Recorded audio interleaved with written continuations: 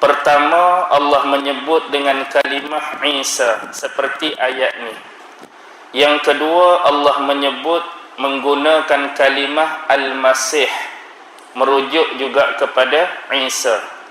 Dan yang ketiga, merujuk kepada kalimah Isa bin Maryam, Isa anak kepada Maryam.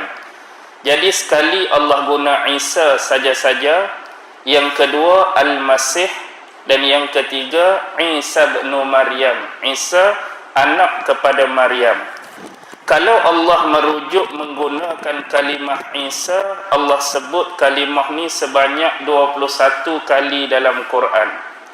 Kalau Allah menggunakan kalimah Al-Masih, Allah sebut 11 kali dalam Quran.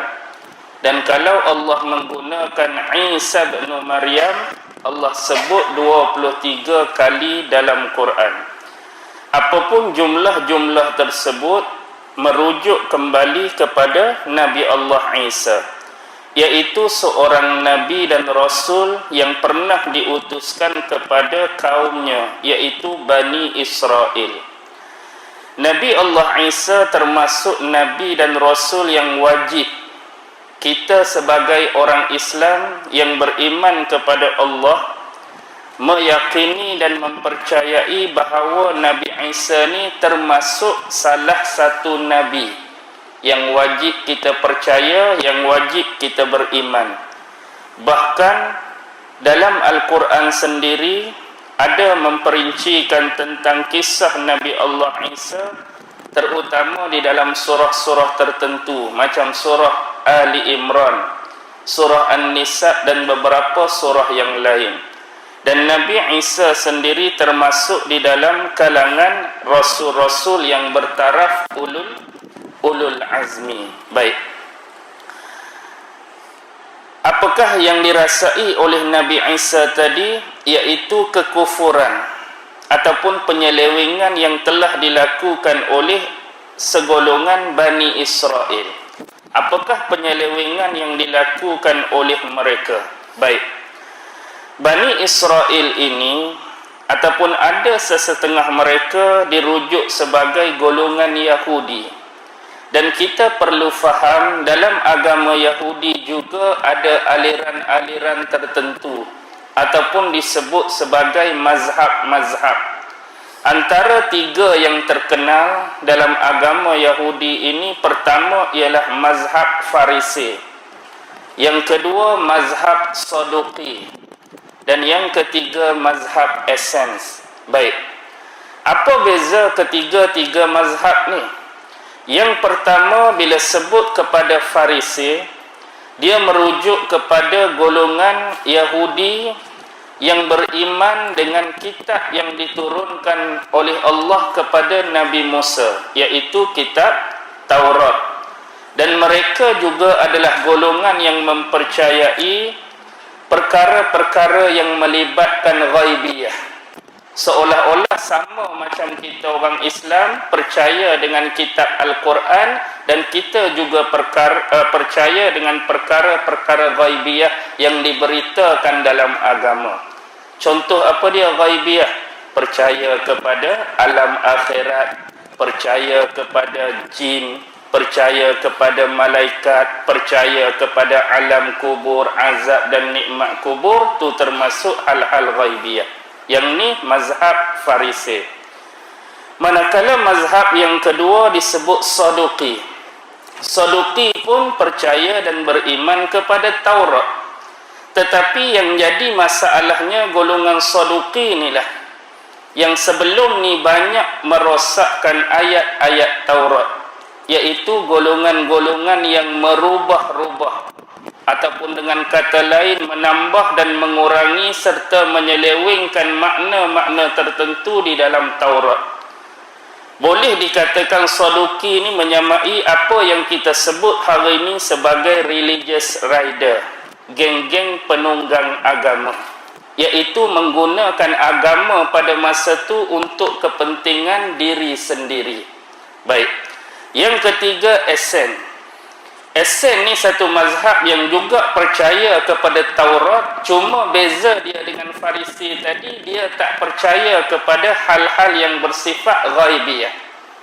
Kalau Farisi dia percaya, kalau Esen dia tak percaya.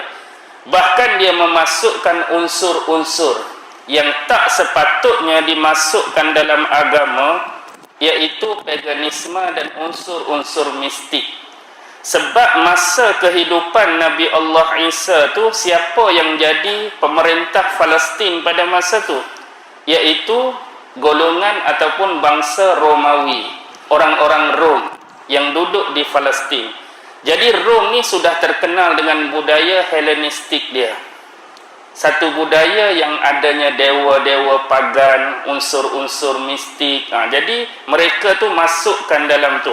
Baik, tu antara tiga yang terkenal. Sebab mazhab dalam Yahudi atau aliran ni banyak. Baik, yang jadi pemerintah pada masa tu siapa? Antara yang pegang Dewan Sinagog Agung. Dewan Sinagog Agung ni boleh dikatakan sebagai dewan ulama mereka lah pada masa tu. Kebanyakannya dipegang oleh golongan Saduki. Jadi Saduki yang mana tadi? Penunggang-penunggang agama yang menyelewengkan kitab. Jadi satu ketika, ada satu kisah ketika Nabi Allah Isa ni masih remaja.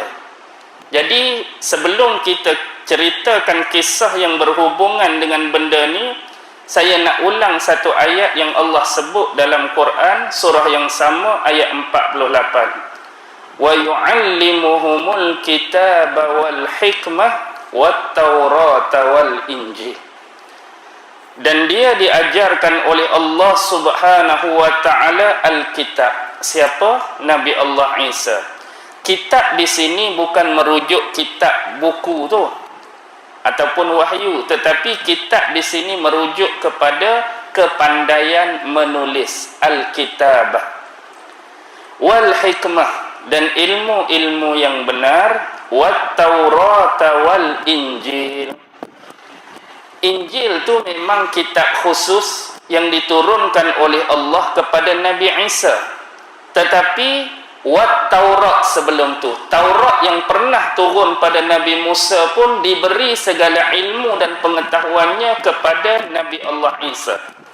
Taurat ni kitab Nabi Musa, Injil tu baru kitab Nabi Isa. Tetapi bila Allah nak beri pengetahuan dan ilmu kepada Nabi Isa, dia bagi dua-dua. Hak Taurat pada Isa, pada Musa sebelum ni pun bagi pada Isa, Injil hak khusus tu pun bagi pada Isa.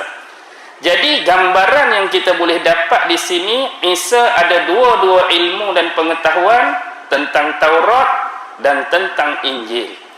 Jadi bila dia menghadiri satu pertemuan, Dewan Sinagog Yahudi ini disebut satu istilah Sanhedrin. Jadi golongan-golongan Rabbai dia. Jadi bila berhadapan dengan golongan ni, Rabbai-Rabbai ni duk mengajar agama. Jadi bila mengajar agama, mereka juga menggunakan hujah-hujah, ayat dan dalil daripada kitab Taurat. Tetapi ada sebahagian ayat yang dibaca tu bukan ayat yang asli lagi, iaitu ayat-ayat yang sudah dirubah-rubah. Mungkin ditambah atau dikurangkan makna, mungkin ayat tu betul tapi diselewengkan dia punya syarah dan pentafsiran. Jadi bila baca ayat yang tak betul, bila baca ayat yang tak kena, depan pula seorang yang boleh kita katakan hafiz Taurat, hafiz Injil. Berkebut kena tegur kat kawan ni. Hak hang baca tu bukan ayat Taurat. Ayat Taurat sebenar macam ni, macam ni, macam ni. Sebagai contoh bagi nak mudah faham. Contohlah, saya bukan hafiz Quran. Tapi saya baca Quran ni, duduk depan saya ni ada 2-3 orang hak betul-betul hafiz Quran, katakan. Kita baca tu tiba-tiba tersalah baris. Patut bacaan tu baris bawah, saya pi pukul baris atas. Jadi orang hak memang hafal Quran ni angkat tangan, ustaz, minta maaf, ayat hak ustaz baca tadi hak betulnya baris bawah, tapi tadi ustaz baca baris atas. Pasal apa dia boleh detect saya punya salah? Sebab dia memang hafiz Quran, orang hafal Quran. Jadi baris hak kita salah tu dia boleh detect. Seumpama saya nak bagi gambaran, bila orang tu buat salah pada bacaan atau tafsiran, Nabi Isa tegur. Jadi bila tegur ni, seorang remaja yang muda, yang belia, kawan ni pula hak tua dah, dihormati sebelum ni sebagai seorang ulama, 2-3 kali kena, biru lah muka kan. Jadi bagi dia, Nabi Isa ni dah merupakan satu ancaman. Satu ancaman bagi mereka. Bayangkan macam ni, sebelum ni kalau kita ni orang alim, yang kita ni jenis menunggang agama, kita duk karut apa pun, kita duk auta apa, tak ada orang tegur. Semua orang tunduk, semua orang amin, semua orang dengar. Tiba-tiba mari tu orang duk tegur, payah nak cari makan dah lagu ni bila-bila dah. Kita jadi terancam dah. Jadi orang ni boleh, kalau kita kata, bungkus periuk nasi kita. Jadi bila anggap Nabi Isa ni sebagai satu ancaman, mereka nak buat satu perancangan atas diri Nabi Isa, seolah-olah nak menyisih dan menghapuskan Nabi Isa. Baik. Qala man ansari ilallah. Jadi sebelum kita pergi kepada pentafsiran yang seterusnya, bila sebut pasal Rabbai tadi, ulama-ulama Yahudi ni kita panggil Rabbai. Macam kita sebut ulama, mereka panggil Rabbai. Kalau dalam Hindu dia panggil Rishi. Rishi ni orang-orang alim dalam agama, tapi bukan Rishi Kapoor lah.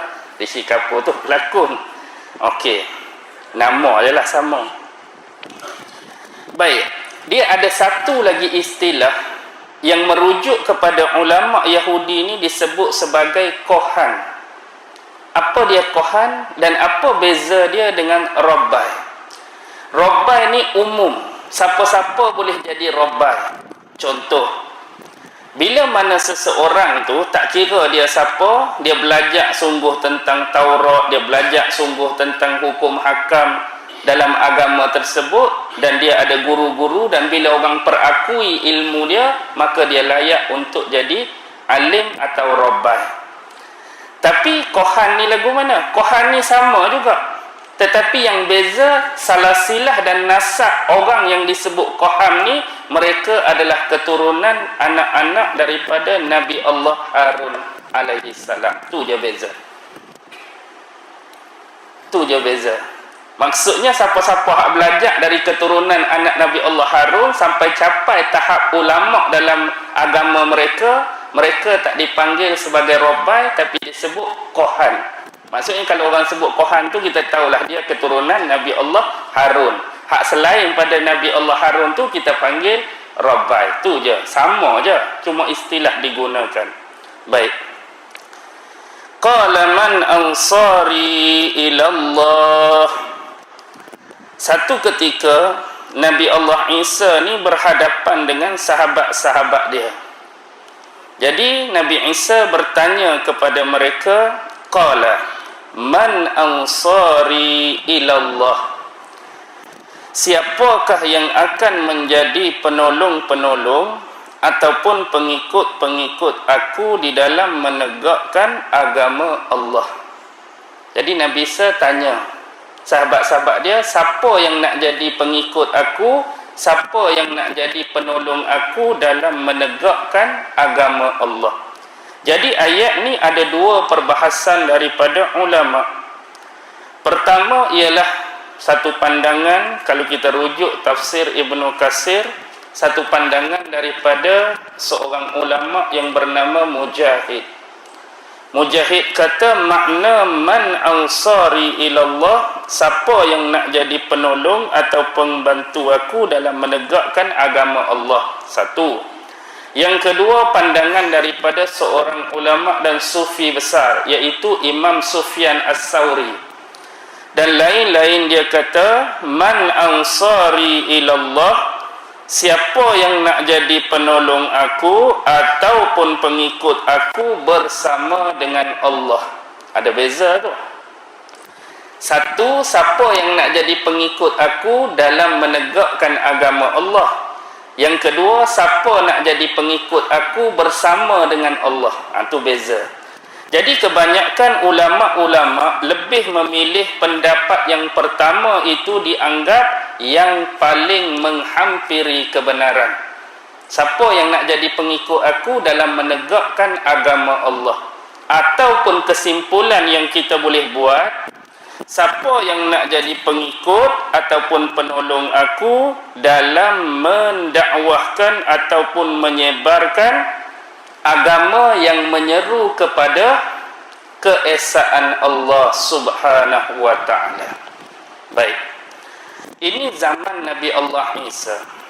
Zaman terkemudian, zaman seterusnya akan lahirlah junjungan besar Nabi Muhammad sallallahu alaihi wasallam. Dulu ketika hayat baginda, zaman awal-awal Rasulullah menerima Islam ini, kita tahu dalam sejarah Rasulullah melalui dua fasa dakwah. Satu dipanggil dakwah secara sembunyi-sembunyi, yang kedua dakwah secara terang-terangan. Bila mana berlaku dakwah secara terang-terangan, hak sembunyi itu hampir 3 tahun. Bila Allah dah minta Nabi ni dakwah secara terang-terangan, maka Rasulullah pun berdakwah. Dan Rasulullah berdakwah ni kepada penduduk di Mekah. Dan bila sampai masa Rasulullah melihat keperluan untuk mendakwahkan Islam ini kepada selain penduduk di Mekah. Jadi bila kita nak dakwah agama ni kepada selain tempat duduk kita, tempat tinggal kita, kita kena keluar daripada tempat tu, betul? Macam orang kata nak pi mana? Nak pi tabligh. Nak pi mana? Nak pi berdakwah. Tak cukup dengan tempat tu, kita kena keluar. Tetapi kelebihan yang Rasulullah ada bila duduk di Mekah ni ialah Kaabah. Bila di situ ada Kaabah, di situ akan jadi macam acara rasmi tahunan. Orang daripada luar kota Mekah akan datang, iaitu pada musim haji. Jadi Rasulullah tak perlu keluar. Jadi tunggu saja orang-orang luar Mekah tu datang. Jadi bila datang di Mekah, mereka duduk di Arafah. Ada kumpulan-kumpulan tertentu daripada mana-mana tempat. Jadi Rasulullah pi tempat mereka ni, Rasulullah dakwah. Cerita pasal Islam, cerita pasal dakwah, cerita pasal agama, cerita pasal Allah. Jadi ada sebahagian mereka ni terima, ada sebahagian mereka tolak. Tetapi gambaran yang kita dapat, Rasulullah ni boleh dikatakan hampir sentiasa diikuti oleh bapa saudara dia. Siapa dia? Abu Lahab lah. Duk intai selalu dah. Abu Lahab ni kerja dia tukang clear balik. Macamlah contoh Nabi pi tempat satu kumpulan orang cerita agama macam ni, Islam macam ni, dakwah macam ni, tauhid macam ni.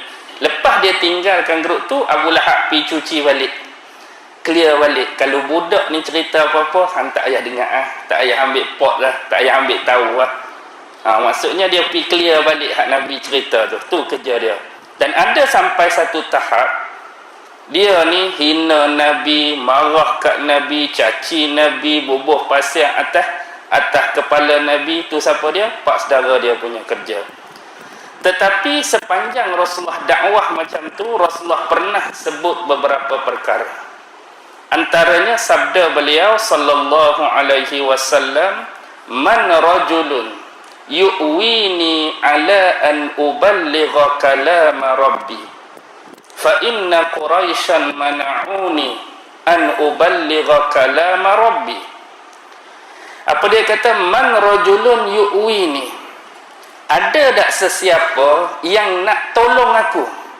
Ada tak sesiapa yang nak bantu aku ala an uballigha kalam rabbi, untuk aku ni bertabligh, berdakwah, menyampaikan kalimah daripada Tuhanku. Nabi tanya, ada siapa tak nak tolong aku, nak bantu aku dalam usaha aku nak menyampaikan kalimah Tuhanku? Fa inna quraisyan mana'uni, sesungguhnya orang-orang Quraisy, bila sebut Quraisy di sini bukan umum. Quraisy hak sokong Nabi pun ada, Quraisy hak masuk Islam pun ada, tapi sebahagian besar Quraisy pada masa tu lawan Nabi. Fa inna quraisyan mana'uni, sesungguhnya sebahagian Quraisy tu menghalang aku. an uballigha kalam rabbi, daripada aku menyampaikan kalimah Tuhanku. Jadi bila Nabi sebut macam tu, ada satu grup daripada Yasrib. Nama masa tu Yasrib lah, sebelum Nabi hijrah ke Madinah kan. Jadi satu kumpulan yang diketuai oleh As'ad bin Zurarah.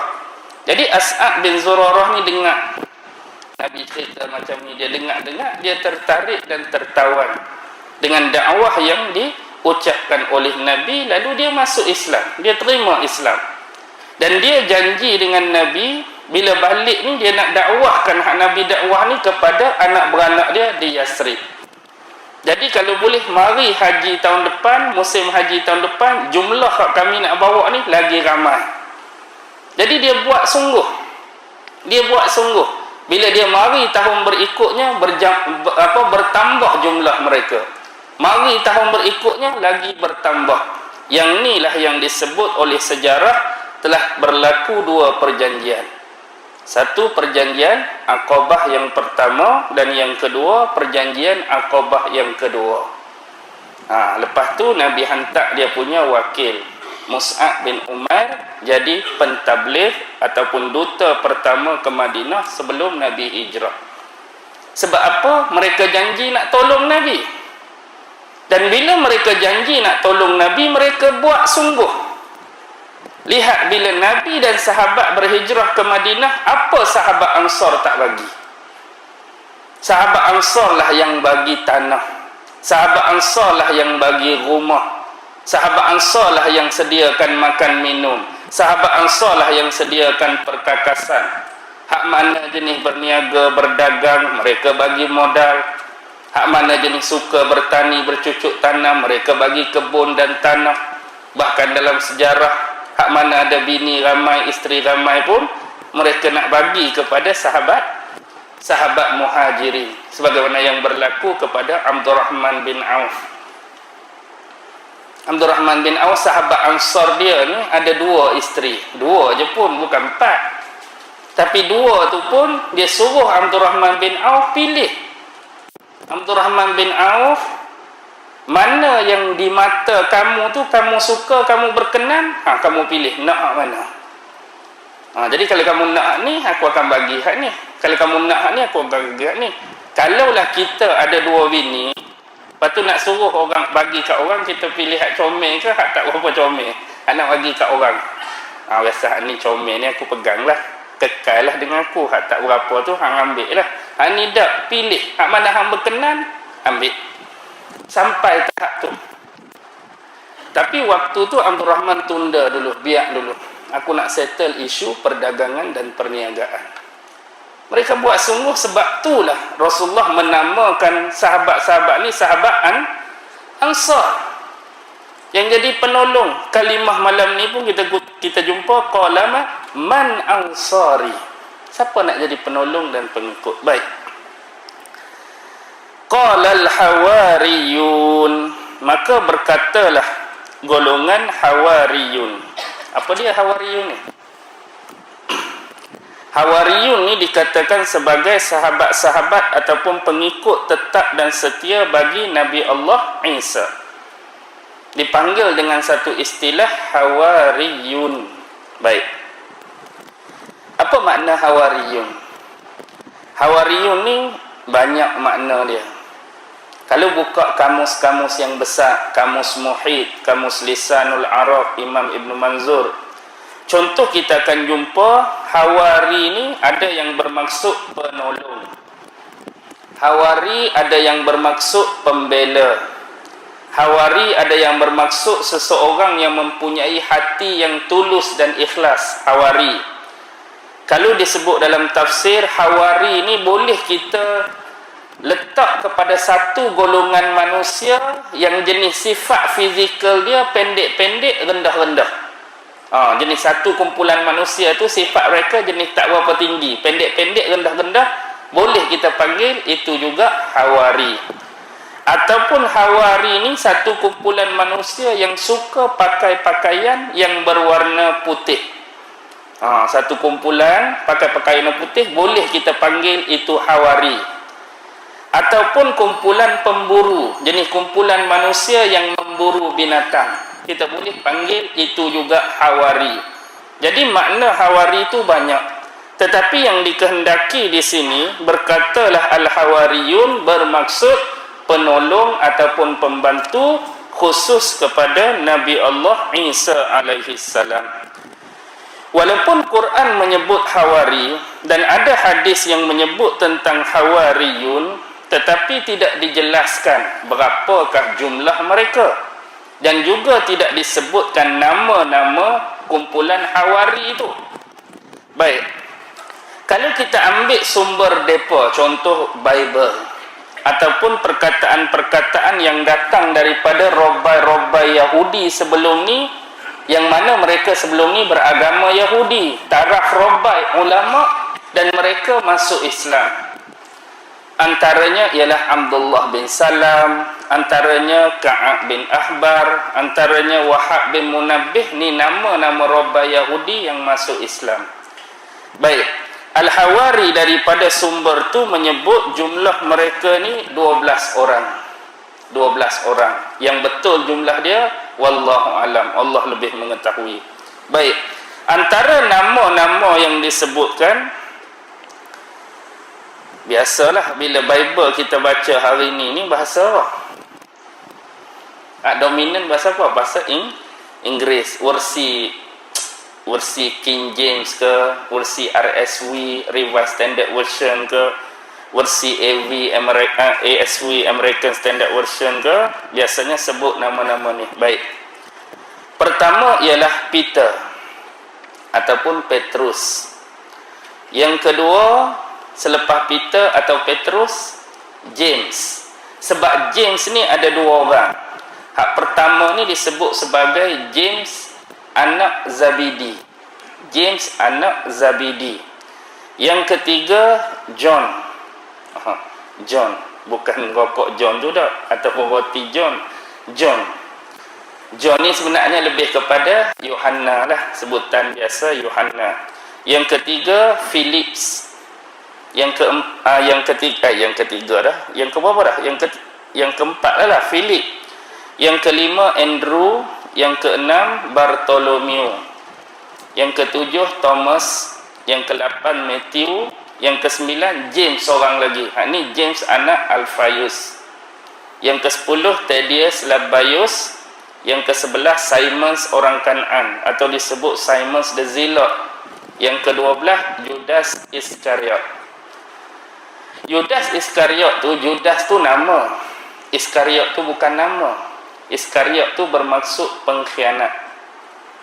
Jadi jangan pula bunyi tu nampak menarik. Oh, Iskariot, dekat-dekat Patriot ni bagus letak nama ni, kita pun letak nama Iskariot. Jadi Iskariot tu pengkhianat. Kenapa Judas disebut pengkhianat? Sebab dialah yang antara dalang utama yang memberitakan tentang tempat keberadaan Nabi Allah Isa alaihi salam. Jadi yang Allah tukar dirupakan seorang lelaki yang mirip dengan wajah dan rupa Nabi Isa tu Judas itulah. Baik, bila sebut demikian, kita tak tahu, saya abad terus, jumlah kita tak pasti, yang disebut 12 atau lebih ke macam mana, wallahu alam. Yang kedua, nama tu namalah yang didatangkan. Mungkin saya sebut atas dasar kemungkinan nama tu mungkin sebahagian betul, sebahagian tak betul, atau mungkin semuanya betul, wallahu alam, atau mungkin semua tak betul. Tapi kemungkinan yang paling kuat, mungkin semua tu ada yang betul, ada yang tak betul. Baik, tentang pula jumlah dia sama macam tadi, kita tak tahu hak sebenar. Biarlah kita sebut mereka itu sebagai al-hawariyun, dan maksud hawariyun yang kita nak di sini sebenar-benar berapa jumlah dia, sebenar-benar siapa nama dia, itulah yang dak dimaksudkan dalam Al-Quran pengikut kepada Nabi Isa. Baik, nahnu ansarullah, kami penolong Allah. Nahnu, kami, ansarullah, penolong Allah. Ayat kami penolong Allah ni kita fahamlah maksud menolong Allah. Tapi kalau kita belajar tauhid, kita belajar hakikat yang sebenar, ayat ni jadi tak berapa nak betul kan? Bukan tak betul ayat Quran tu. Maksud kami penolong Allah, dengan kata lain, kalau kita masuk bab tauhid, Allah tu satu zat yang maha tinggi, maha sempurna. Dia tak memerlukan sebarang pertolongan pun daripada makhluk dia. Bahkan dialah yang jadi penolong kepada setiap makhluk dia. Jadi ayat kami penolong Allah ni, hak maksud dia, yang boleh dikategorikan penolong Allah, contoh orang yang menyebar dan menyampaikan dakwah, boleh kita kata penolong Allah. Maksud penolong Allah ni, penolong agama Allah. Orang yang berjihad pada jalan Allah, fi sabilillah, boleh disebut penolong Allah. Orang yang amar ma'ruf nahi mungkar, boleh disebut sebagai penolong Allah. Orang yang menjalankan dan melaksanakan syariat, hukum hakam Allah, dianggap sebagai penolong Allah. Jadi kita faham maksud yang disebutkan. Amanna billah, kami beriman kepada Allah. Mereka beriman pada Allah. Washhad bi anna muslimun, maka persaksikanlah sesungguhnya kami ini muslimun. Kami muslim, orang yang menyerah diri kepada Allah, tunduk, taat dan patuh. Jadi digunakan kalimah muslim, bermaksud mereka ni adalah hamba-hamba Allah yang beriman hanya kepada Allah, bernabi dan berasulkan pada waktu dan masa tu Nabi Allah Isa. Baik, bila kita tengok muslim, sebenarnya apakah, ni soalan yang selalu biasa orang tanya, agama Islam ni bila bermula? Agama Islam ni bila bermula? Okey, Nabi Muhammad dakwah dan sebarkan Islam. Nabi-nabi sebelum ni agama apa? Agama apa? Baik, penggunaan kalimah dan lafaz Islam itu dinisbahkan pada din, agama atau satu bentuk cara hidup ni memang berlaku pada zaman Nabi Muhammad. Bahkan turun ayat Quran, inna dina indallahil Islam. Agama yang diredai oleh Allah ialah agama Islam. Baik, Islam ini, kalimah ni dinisbah pada agama, ya memang zaman Nabi Muhammad. Tetapi nabi-nabi sebelum ni, apakah penisbahan dia? Mereka mendakwahkan agama tauhid, agama yang mengajak manusia lain mengesakan Allah dan jangan sesekali mensyirik dan mempersekutukannya. Penibahan Islam walaupun berlaku pada zaman Nabi Muhammad, tak berlaku pada zaman sebelum ni, isi, inti dan kandungan dakwah adalah sama. Mengajak manusia hanya menyembah kepada Allah, tidak selainnya. Itulah isi dakwah Nabi-Nabi dan Rasul sebelum ni. Baik, kita tengok ayat yang keseterusnya, 53. Rabbana amanna bima anzalta, wahai Tuhan kami, amanna kami beriman, bima anzalta, bima dengan apa yang engkau turunkan. Kami beriman dengan apa yang engkau turunkan. Apa yang Allah dah turunkan? Untuk Nabi Isa Allah turunkan apa? Kitab Injil. Baik, walaupun disebut kami beriman dengan apa yang engkau turunkan, nak bagi mudah faham, kami beriman dengan kitab Injil. Baik, walaupun Al-Quran menyebut satu sisi, maksudnya satu arah, kami beriman dengan kitab yang engkau turunkan, satu arah. Tetapi bila dia terkait dengan bab akidah, kepercayaan dan keimanan, salah satu yang menjadi wajib bagi orang Islam, percaya kepada kitab yang Allah pernah turunkan kepada mana-mana Nabi dan Rasul tertentu. Walaupun yang disebut satu sisi, arah dia kepada kitab, tapi dia akan jadi penisbahan besar kepada unsur-unsur yang lain. Contoh, bila kita kata kita beriman kepada kitab Injil, Automatik yang terkait dengan dia, kitab Injil ni turun pada siapa? Kita tahu, saya beriman dengan kitab Injil, tapi perkaitan dia, Injil ni turun pada siapa? Nabi Isa. Automatik bukan setakat percaya kepada Injil, kena percaya kepada Nabi yang diturunkan kitab tu pada dia. Kita juga kena percaya dan beriman kepada Nabi Isa. Lebih jauh, siapa yang turunkan kitab tu pada Nabi Isa? Allah. Kena yakin, beriman dan percaya pada Allah. Dan Allah dia tak buat turun terus pada Isa. Dia ada perantara dia, iaitu Jibril. Jadi kena juga beriman kepada Jibril, sebahagian malaikat Allah. Jadi walaupun disebut satu sisi kitab tu dia terkait dengan Nabi, dia terkait dengan Allah, dia terkait dengan malaikat, bahkan terkait dengan isi Injil tu sendiri. Walaupun kita hidup zaman Nabi Isa, percaya dan beriman pada dia, tapi kalau dalam kitab tu sebut Nabi-Nabi dan Rasul lain, kena percaya ke tak? Kena percaya, sebab itu adalah firman Allah. Itu firman Allah. Macam Al-Quran. Bukan kata bila kita ni umat terakhir, umat Nabi Muhammad, hanya percaya Quran dan percaya kepada Muhammad saja. Tapi Quran hak turun pada Nabi Muhammad, daripada Adam sampai Isa tu semua kita kena percaya. Tapi yang jadi perbezaan sekarang ialah kitab-kitab sebelum ni. Bukan kita menolak kitab sebelum ni. Yang kita percaya, yakin dan beriman, memang Taurat pernah diturunkan pada Musa, kita percaya itu. Injil pernah turun pada Isa, Zabur pernah turun pada Daud, tu kita percaya. Cuma yang jadi permasalahan dunia sekarang ni, adakah kitab-kitab itu masih ada yang benar-benar asli, ataupun hak ada tu sudah diselewengkan. Tu je beza. Walaupun kita boleh menyebut, Taurat dah diselewengkan, Zabur dah diselewengkan, Injil dah diselewengkan secara umum. Tapi orang biasa macam kita, macam tuan-tuan, macam saya, tak boleh nak detect hak mana betul, hak mana tak betul, hak mana ditambah, hak mana dikurang. Kita hanya umum sebut, diselewengkan, dia rubah. Tapi bila ambil Taurat betul, tunjuklah dah hang kata dia rubah, hak mana dia rubah. Kita tak boleh nak tunjuk, kita bukan pakar tu. Jadi mungkin orang-orang yang berkeahlian, ada autoriti, ada kepakaran, boleh tunjuk tang mana hak dia berubah, mungkin tang mana ditambah, tang mana diselewengkan makna dia. Baik.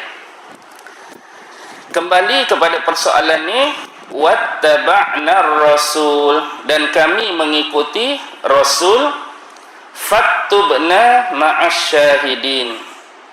Faktubna, kalimah faktubna ni tulislah. Tapi di sini senaraikanlah lah, boleh kita katakan, bubuhlah nama kami, bahasa kampung, ma'asyahidin, bersama orang-orang yang menyaksikan. Bersama orang-orang yang menyaksikan. Baik, siapa penyaksi-penyaksi di sini?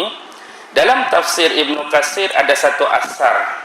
Sanad asar ni jayyid, daripada Imam Ibnu Abi Hatim Ar-Razi. Imam Ibnu Abi Hatim ni salah seorang imam pada period mutaqaddimin, period awal. Dia boleh dikatakan sebagai seorang yang tasyaddud. Maksud tasyaddud ni keras, bukan kerah tu kerana dia kerah atau dia bengking. Maksudnya dalam penilaian pada perawi-perawi ni, dia cukup jaga. Payah dia nak lepas, dia nak percaya mudah-mudah, kira orang betul-betul jaga. Imam Ibnu Abi Hatim ni macam ni lah mudah. Ada sesetengah ulama-ulama yang hebat dalam ilmu jarah wa ta'dil, yang selalu terkait dengan perbahasan ilmu hadis. Jadi ada setengah ulama yang jenis tasyaddud, yang dia nak nilai orang ni dia cek betul-betul. Ada setengah orang tu yang iktidal, sederhana, pertengahan, tak keras sangat. Ada yang terlampau tasahul, bermudah-mudah, semua dia nak terima. Jadi iktidal ni bukanlah kita kata teruk sangat, bukan kata bermudah-mudah sangat. Nak bagi mudah faham macam ni. Kita belajar di universiti dulu kan. Bila kita belajar universiti, kita ambil satu-satu kertas atau paper. Bagi kita periksa kertas ni, pasal apa kita nampak seronok dan biasa jawab periksa? Sebab doktor hak pegang kertas ni tu hak jenis alah biasa-biasa je, kita tak risau nak doktor ni. Biasa kalau orang Melayu ke apa, dia bagi luluh lah. Contoh markah luluh 50, kita dapat 48. Kalau doktor macam ni alah, dia cari yang mana-mana tambah 2, 50. Ada jenis macam tu kan. Ada hak jenis, kalau doktor ni aku tak berani ni, dia ni kalau 46 situ lah, tak genjak dah, dia betul-betul kau lah hak ni tak lulus lah, dia tak ada mudah-mudah dah, dia tak ada nak bagi markah free, markah apa, dia kira betul. Tu hak kita takut dah. Doktor macam tu kita takut lah. Hak tu biasa kita baca lebih sikit, pasal apa tak mau bagi, gagal kertas dia. Contoh boleh saya umpamakan, patutnya tak boleh diumpamakan, tapi saya nak bagi mudah faham. Maksud dia ni rigid sungguh, jaga sungguh. Jadi setiap riwayat yang datang daripada dia, insya-Allah lah kemas. Baik. Imam Ibn Hatim Ar-Razi ni, dia ambil periwayatan ni daripada Abu Sa'id Al-Ashja'. Abu Sa'id Al-Ashja' ambil daripada Waqi'. Waqi' ambil daripada Israel. Bukan Bani Israel, kebetulan nama kawan tu Israel, kebetulan. Baik, Israel ni daripada Ikrimah daripada Ibnu Abbas. Ibnu Abbas sebut tentang faktubna ma'asyahidin, dan jadikanlah kami termasuk di kalangan orang-orang yang menyaksikan ini. Ialah maksud dia masukkan kami bersama dengan umat-umat Muhammad.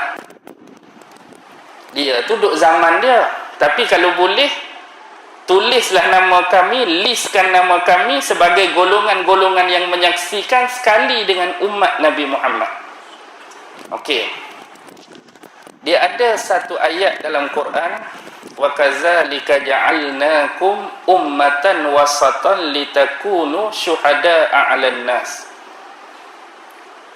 Bagaimana Allah Subhanahu wa taala telah menjadikan kita ni sebagai ummatan wasata. Satu umat yang adil, umat yang pertengahan, tidak terlalu melampau dan tidak terlalu memudah-mudahkan. Litakunu syuhada'a 'alan nas, untuk menjadi saksi atas sebahagian manusia. Jadi dalam Musnad Imam Ahmad, ada satu riwayat yang Imam Ahmad bawa, gambaran di mahsyar kelak. Di mahsyar kelak sebagai contoh dipanggil Nabi Allah Nuh. Nabi Allah Nuh dipanggil, lalu ditanya oleh Allah, wahai Nuh, ni ayat nak bagi mudah faham lah. Kalau nak cari ayat dia yang sebenar, pergi rujuk Musnad Imam Ahmad tu. Wahai Nuh, adakah kamu telah menyampaikan risalahku? Jadi Allah tanya, bila aku lantik kamu jadi Nabi dan Rasul ni, kamu jalankan tak tugas kamu waktu atas dunia dulu?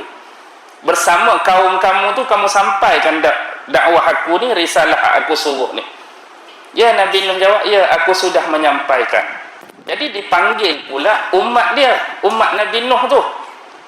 Adakah orang ini merujuk kepada Nabi Nuh tu sudah menyampaikan risalah daripada aku? Apa jawab kaum dia?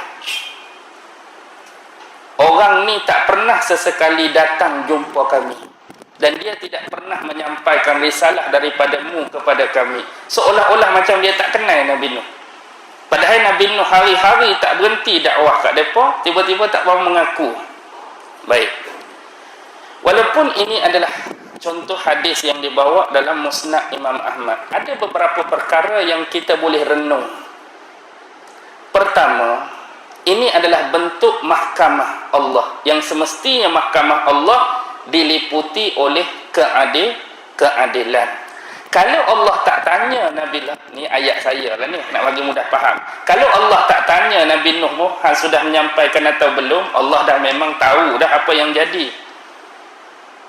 Dan kalau Allah tak tanya kaum Nabi Nuh pun, Allah dah tahu apa yang jadi. Cuma nak cakap, di sinilah keadilan Allah. Allah tak tinggal walaupun sebesar zarah, sama ada kebaikan ataupun keburukan. Nakkan kepastian, mari panggil Nuh betul-betul, dah sampai belum? Dah. Panggil pula ni. Kawan ni dah menyampaikan belum? Oh, dia tak pernah menyampaikan pada kami, dan kami tak pernah terima apa-apa dakwah daripada dia. Baik. Apa gambaran yang kita boleh dapat? Suasana ni suasana atas dunia ke di mahsyar?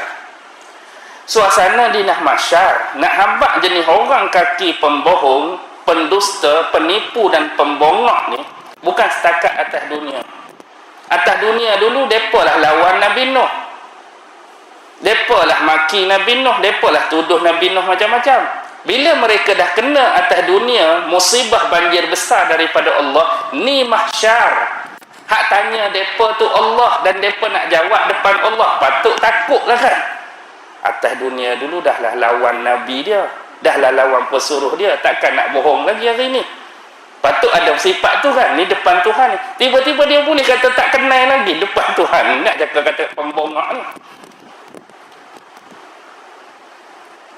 Siapa yang tanya? Bukan Nuh yang tanya, Tuhan yang tanya. Dia boleh kata tak kenal, tak pernah datang pada kami, tak menyampaikan pada kami, semata-mata nak backup dia.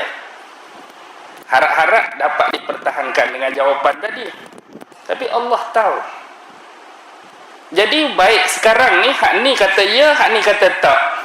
Sekarang Nuh, siapakah saksi-saksi kamu? Siapa saksi untuk membenarkan kamu dah menyampaikan? Muhammad dan umat-umatnya. Kita akan jadi saksi. Pasal apa? Inilah salah satu kemuliaan dan keagungan Al-Quran. Quran ni apa dia? Firman. Quran ni apa dia? Kalam. Quran ni apa dia? Perkataan Allah. Qat'i, pasti, benar, jelas. Dalam Quran yang turun pada Nabi Muhammad, ada tak cerita pasal Nabi Nuh? Ada. Siapa cerita? Allah yang cerita. Takkan ada penipuan, pembohongan dan pendustaan. Siapa yang baca? Kita. Kita tahu dengan baik, kita tahu dengan jelas. Allah cerita pasal Nabi Nuh. Hari-hari dakwah, tak berhenti. Sampai berapa ratus tahun? 950 tahun. Tapi kaum dia buat apa? Lawan. Kaum dia buat apa? Tentang. Kaum dia buat apa? Macam-macam perangai. Macam-macam tuduhan pada Nabi Nuh. Kami membenarkan apa yang diucapkan oleh Nabi Nuh. Kita nak jadi saksi tak? Kita nak jadi saksi sebab kita tahu kisah tu. Tapi kalau Quran ada, baca kisah Nabi pun tak baca, nak jadi saksi tak? Orang yang sanggup jadi saksi di mana-mana mahkamah ni, kecuali hak menipu dan berbohong tu lain cerita. Orang yang sanggup jadi saksi tu sebab mereka memang menyaksikan, memang mengetahui. Pak Cik Din, pasal apa Pak Cik Din nak jadi saksi? Tak mau jadi saksi macam mana aksiden depan mata saya. Saya tahu motor tu salah masuk lain orang, patut kena langgar kereta. Tiba-tiba nak tuduh tuang kereta tu salah. Tak, motor tu salah masuk lain orang. Saya apa? Depan mata saya. Patut orang hak tak tahu hala apa, saya nak jadi saksi juga. Dia 3 jam lepas aksiden baru mai. Boleh tak nak jadi saksi? Maksudnya dia pun tak berani sebab dia bukan penyaksi. Boleh faham lah tu maksud saya tak? Okey, siapa nak jadi saksi? Hadam betul-betul. Hadam betul-betul. Kisah Nabi-Nabi dan Rasul ni, ada jalan cerita dia, ada makna dia. Ada orang terlampau strict, nak habaq dia tu tahu. Bila kita tanya, okey, kenal tak Nabi Hud contoh? Kenal Ustaz Nabi Hud. Siapa Nabi Hud? Itulah hak kena makan kat ikan tu Nabi Hud tu. Jawab muka serius, bukan kata muka nak buat lawak. Hak kena makan kat ikan tu lah Nabi Hud. Betul ke? Betul ke Nabi Hud kena makan kat ikan? Hak kena makan kat ikan Nabi apa? Nabi Yunus tu pun bukan makan, istilah kita sebut makan, tak makan pun. Tak, dia letak dalam tu saja sebagai musibah dan ujian daripada Allah. 40 hari 40 malam. Tak tahulah dia bawa round ke lautan mana, ocean mana, dasar mana. Tapi tasbih yang sentiasa diucapkan oleh Nabi Yunus tu, apa dia? Apa dia? Cuba baca tasbih Nabi Yunus. La ilaha illa anta subhanaka inni kuntu minaz zalimin. Bacalah tu, insya-Allah Allah akan bagi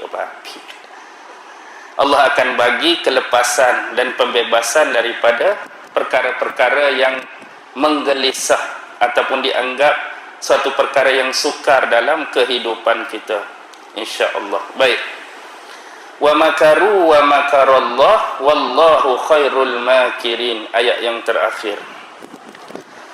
Mereka merancang tipu daya dan Allah juga merancang tipu daya.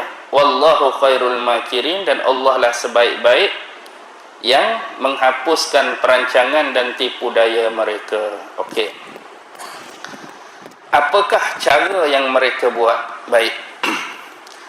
Geng-geng yang nak marah dekat Nabi Isa tadi, bila mereka ni tahap ulama, tahap rabai, tahap orang yang dihormati, kalau mereka nak bunuh Nabi Isa dengan kedudukan mereka tu, contoh mereka pergi bunuh Nabi Isa, tercalarlah, tercemarlah tahap mereka tu. Oh, ulama bunuh Nabi, ulama bunuh Rasul yang diutus oleh Allah, malulah mereka.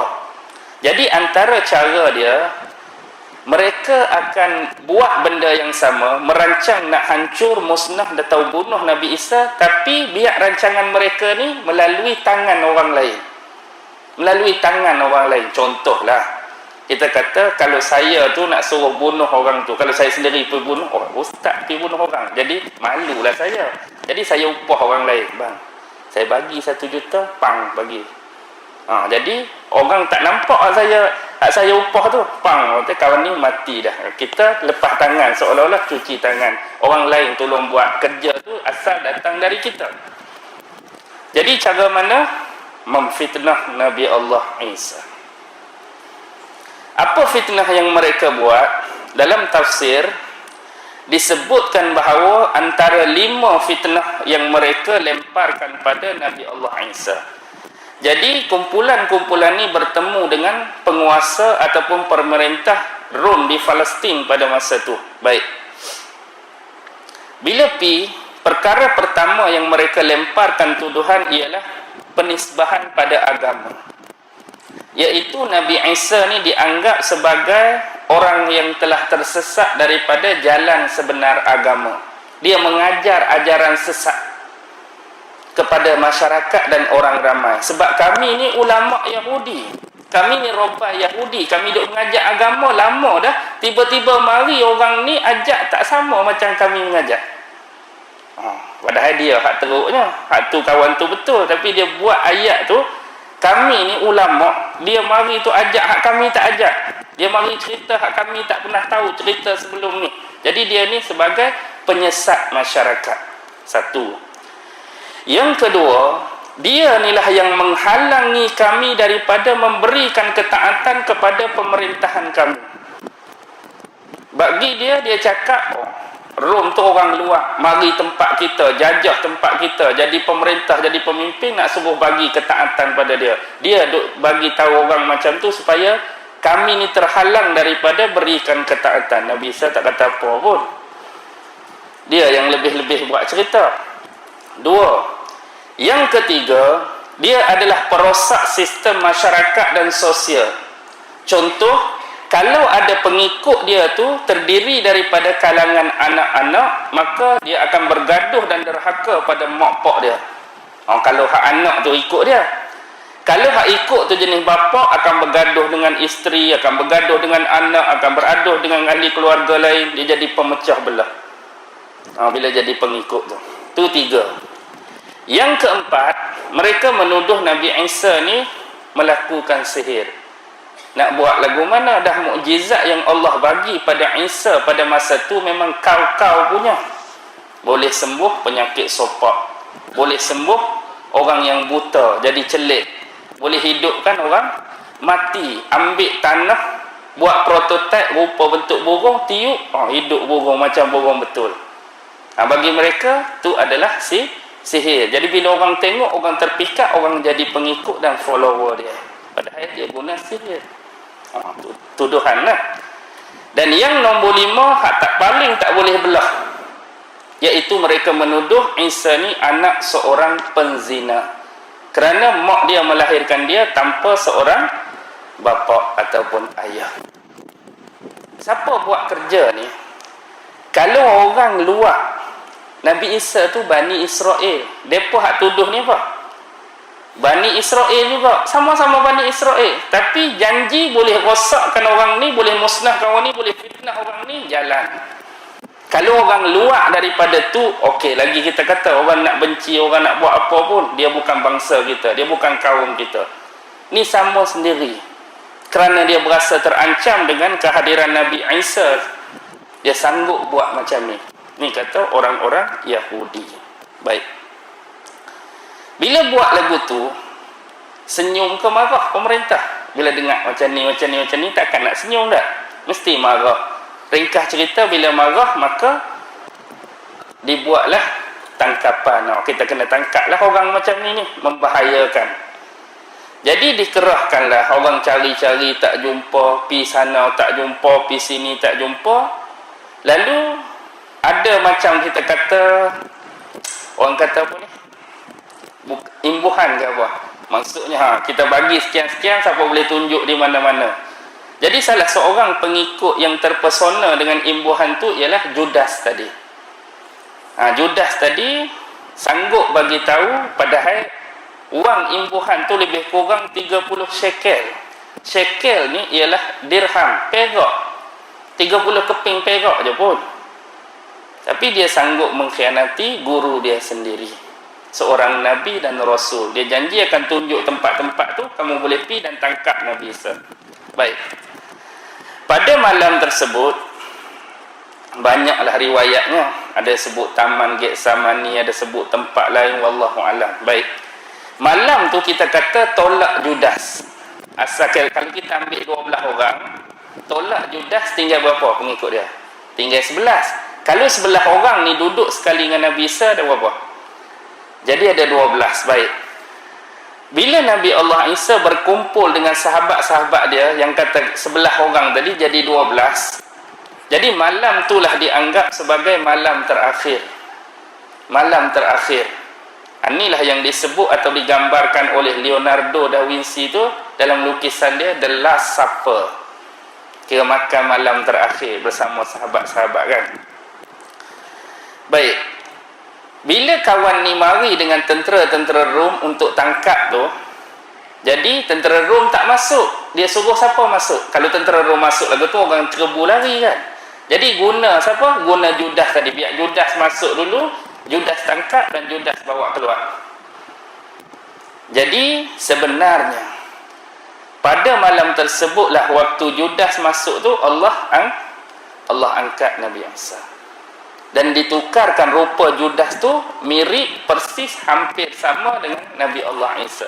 Jadi yang kena tangkap malam tu siapa? Judas, bukan Isa. Baik. Isu salib, siapa disalib Nabi Isa ke Judas, bukan hari ini saja dibincang oleh akademik-akademik. Bahkan sebenarnya pemerintah pada masa tu, geng-geng yang buat rancangan tu pun ataupun tentera-tentera Rom sendiri memang mereka pening malam tu lagi. Mereka pun memang keliru malam tu lagi. Betul tak mereka tangkap dan mereka hukum ni Isa? Ada benda besar dua perkara yang mereka jadi keliru dan pening. Pertama berkaitan dengan jumlah. Sepatutnya 11 orang duduk sekali dengan Nabi Isa, 12. Bila Judas masuk, jadi berapa? 13. Dan bila keluar pun mesti melengkapi jumlah ni. Bila masuk ada 12, masuk seorang jadi 13. Bila kita tangkap semua, keluar tu mesti 13. Tapi bila tangkap keluar, ada 12. Seorang lagi pergi mana? Seorang tak ada ni. Yang tak ada tu siapa? Nabi Isa dah diangkat. Tapi mereka tak kisah sangat pasal hak tak ada tu. Yang penting poin dia nak tangkap siapa? Nak tangkap Isa. Tapi hak muka macam Isa tu ada. Jadi Isa tu dah ada dah poin dia. Hak nak terlepas orang tu biarlah. Tapi walaupun terlepas tu pun mereka duk fikir macam mana hak sepatut kita 13 ni tinggal 12. Pergi mana seorang tadi? Hak pergi mana tu sebab bukan Isa bagi mereka. Sebab Isa ni duduk dengan mereka dah. Jadi biarlah hak tu. Pening dah. Yang kedua, perwatakan dan perangai orang hak mereka tangkap tu, walaupun muka macam Isa, tapi Isa hak mereka kenal sebelum ni bukan jenis lagu ni. Contoh hak kenal ustaz dulu jenis bengkeng, kenal ustaz keras, tiba-tiba malam ni macam sotong bila kena tangkap. awak tangkap saya ni. Tu pelik ustaz sebelum ni kita kenal bukan lagu ni, tiba-tiba jadi lagu ni. Biar betul ustaz kata muka tu ya dah. Tapi lagu lain, dia jadi lagu tu. Maksudnya Isa kita kenal bukan jenis lagu ni. Tapi nak kata tak Isa dah muka lagu tu kan. Cuma pelik. Dua tu benda paling besar.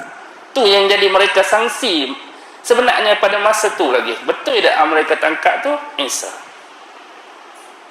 Jadi bila tangkap, ringkas cerita, hukumlah. Hukuman pula bukan ikut hukuman Bani Israel, bukan ikut hukuman cara orang Palestin, tapi ikut hukuman orang Rom, iaitu disalib.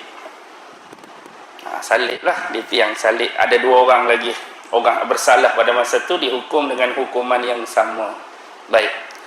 Benda yang paling besar dalam isu crucifixion ni ataupun penyaliban ni digunakan oleh orang-orang Nasrani ni sebagai satu tagline dipanggil penebusan dosa. Jadi seolah-olah tersalibnya Isa tu dianggap di sisi mereka, Allah ni letak Isa sebagai anak dia, sons of God tu, untuk menebus dosa-dosa manusia sebelum ni. Jadi dengan penyaliban anak Tuhan ni, terhapuslah dosa-dosa anak Adam sebelum ni. Kerana bagi mereka Adam tu yang mula-mula melakukan dosa.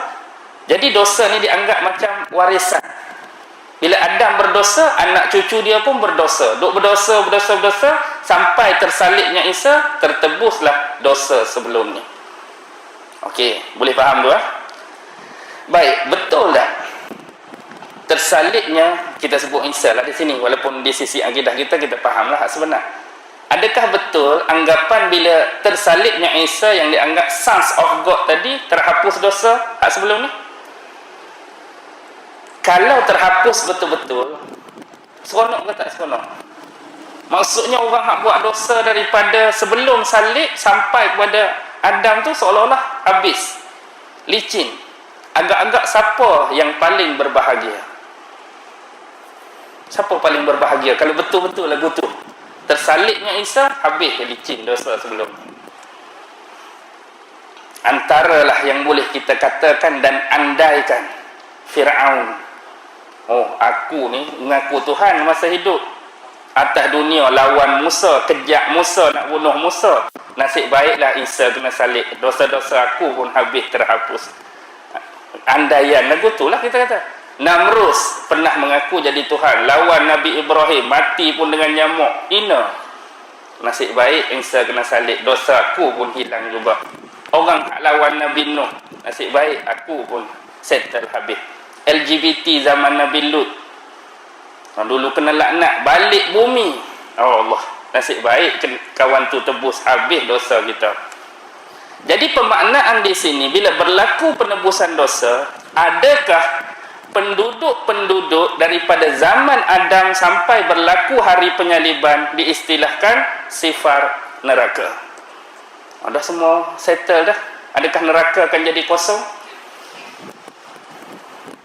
Yang ada hanya duduk dalam syurga.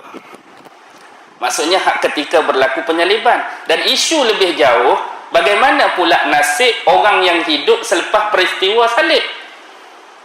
Dah kata orang hak sebelum tu hapus, orang hak hidup lepas tu buat dosa, kesianlah kat dia. Andaikan juga kita boleh klaim di hadapan Tuhan besok, tak aci dah lagu ni, orang hak sebelum Nabi Isa disalib tu semua kena hapus, kami hak buat dosa lepas tu jadi ada dosa, tak aci lagu ni. Orang boleh klaim demikian. Jadi berat sebelah kan, kami buat dosa, kami pun nak dosa kami diampunkan. Pasal apa? Hak sebelum saja, hak selepas pun nak juga. Sebab tu dah dalam doktrin Kristian ada Trinity, God, Sons of God, satu lagi apa? Holy Spirit, Ruhul Kudus. Holy Spirit ni lah penting bagi mereka, sebab bila Isa dah tak ada, Holy Spirit ni akan masuk dalam apa? Masuk dalam pedri mereka. Sebab tu pedri mereka ada kuasa ampun dosa orang lain. Duduk dalam bilik kecil, confession tu. Mari orang ni, saya buat macam ni. Wah, ampun dosa. Mari buat macam ni, ampun dosa. Dia tolong ampun dosa orang. Dosa dia hak timbun, tak tahu siapa nak ampun. Nah, Zaman dulu-dulu hak betul-betul tu ampun. Mari hak zaman jadi penunggang ni, ampun takkan ampun saja, kurang-kurang RM30 sekali ampun tak? Lepas tu RM30, lepas tu RM50, lepas tu RM100, jadi periuk nasi dah. Sebab tu yang jadi besar pemecahan Kristian antara Katolik dengan Protestan dulu, paling besar isu surat indulgence tu kan. Surat pengampunan dosa. Kalau dulu orang mari nyatakan, kita dengar ampun, hak ni buat surat khusus.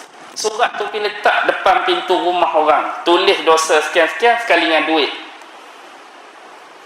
Kita buat contoh, wallahualam, contoh membunuh $300, contoh aku pernah membunuh, aku pernah berzina, $300 ni kena seorang tu $2,000.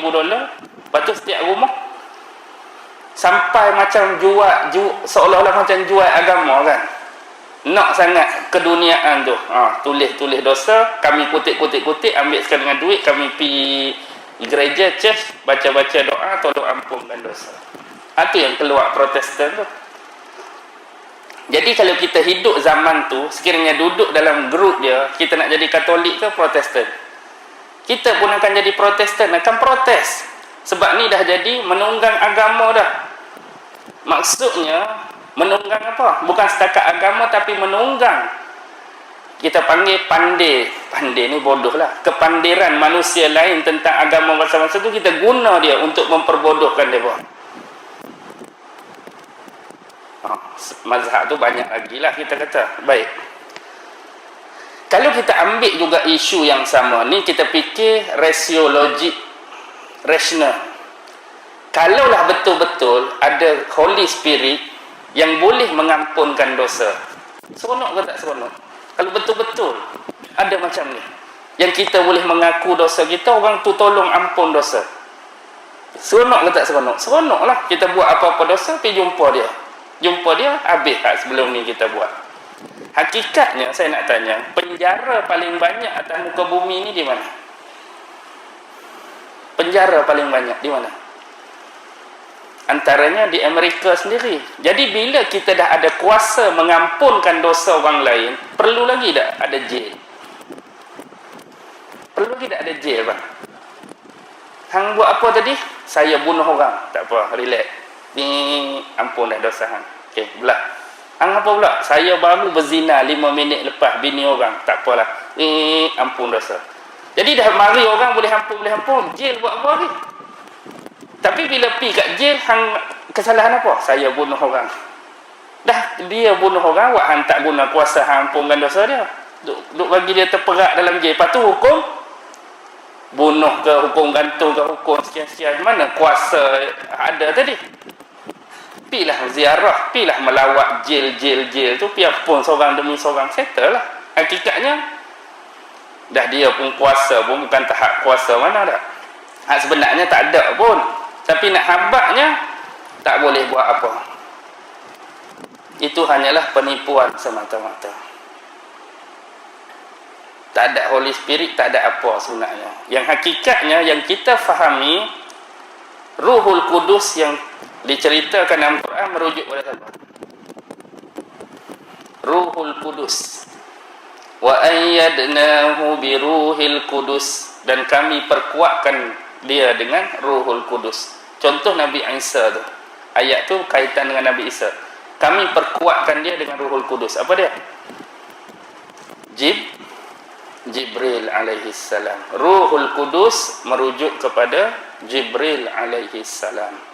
Selalu digambarkan dalam bentuk burung merpati putih. Dia kalau hak udara burung merpati, kalau hak air dia gambaran dia ikan. Atas tu merpati, ikan. Sebab tu kalau kita jumpa contoh di Pulau Pinang, ada jenis mari orang muda, smart, handsome, dia bagi buku, macam buku tu seolah macam buku tadika kanak-kanak, tapi dalam tu jenis penuh gambar ikan. Ikan tu, ikan ni dia ada makna di sebalik tu, bukan sekadar ikan tu. Ikan dari sudut perlambangan yang lain, merujuk pada perlambangan agama mereka.